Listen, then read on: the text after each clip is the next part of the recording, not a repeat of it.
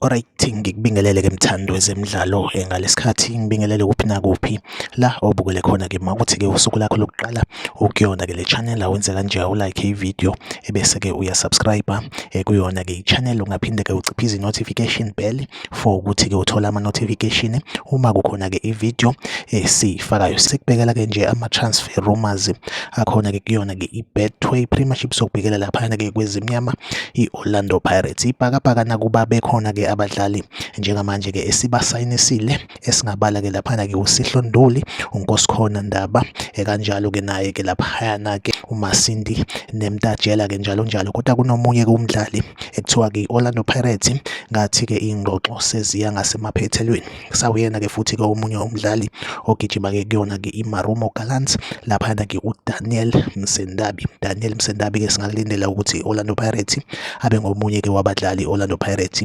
ezobasayinisa for isizini ezoqala ka-2025-2026. Impela ke iOrlando Pirates izomsayina emakuphela ke yona isizini laphana ke ngewindi lama-transfers ngoJuly. Yona update engiyiphethe ke njengamanje, like ivideo usubscribe kuyona ke i-channel. Mina nawe asihlangabezana kwivideo elandelayo, nisale kahle.